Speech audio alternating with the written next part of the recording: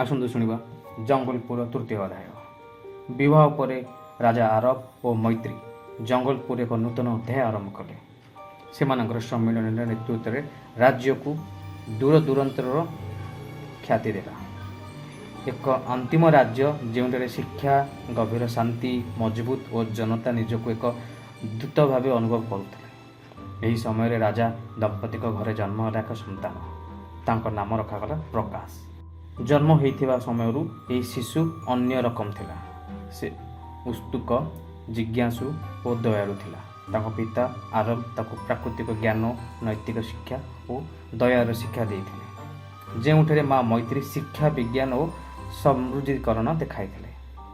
ପ୍ରକାଶ ବଢ଼ିବା ସହିତ ସେ ନୂତନ ନୂତନ ଉପାୟ ଆବିଷ୍କାର କରିବାକୁ ଲାଗିଲେ, ଯେମିତି ଜଙ୍ଗଲରେ ପ୍ରାଣୀ ଓ ମନୁଷ୍ୟ ମିଶି ରହିପାରିବେ, ଯୁଗ ଅନୁଯାୟୀ ତଥା ପରିବେଶ ଅନୁକୂଳ ତନ୍ତ୍ର ତିଆରି କରି ଓ ସମସ୍ତ ଶିଶୁ ପାଇଁ ଡିଜିଟାଲ ଶିକ୍ଷା ଯୋଜନା ଏହିପରି ଭାବେ ନୂତନ କାର୍ଯ୍ୟ ଆରମ୍ଭ କଲେ।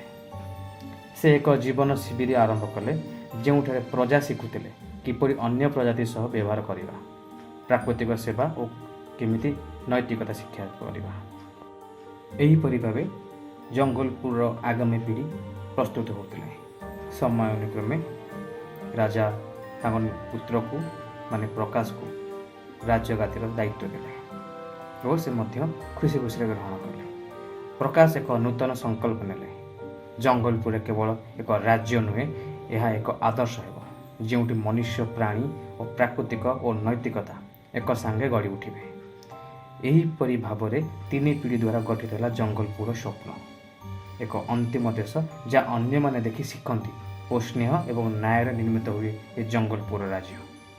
ପ୍ରକାଶ ଜଙ୍ଗଲପୁର ଦାୟିତ୍ୱ ଗ୍ରହଣ କରିବା ପରେ ପଡ଼ିଚାଲିଥିବା ଚାପ ଓ ବିକାଶକୁ ଆବଶ୍ୟକତା ଦୃଷ୍ଟିକୋଣରୁ ଦେଖି ଏକ ନୂତନ ନିଷ୍ପତ୍ତି ନେଲେ।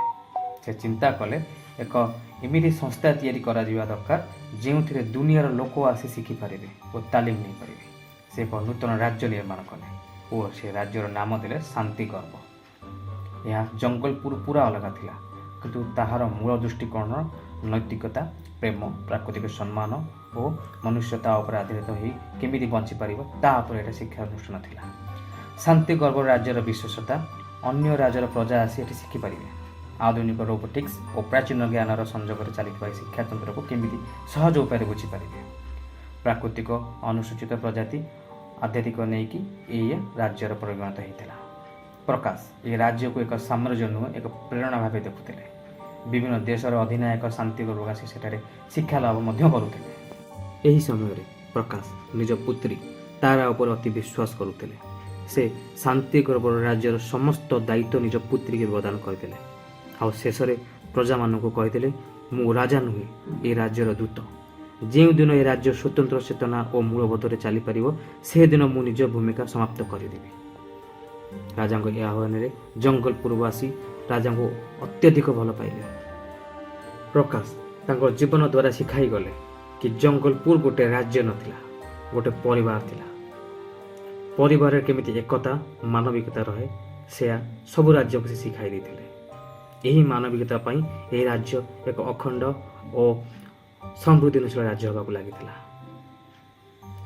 ଗପଟି ଆପଣଙ୍କୁ ଭଲ ଲାଗିଲେ ଚ୍ୟାନେଲକୁ ସବସ୍କ୍ରାଇବ୍, ଲାଇକ୍, ସେୟାର ମଧ୍ୟ କରିବେ। ଧନ୍ୟବାଦ।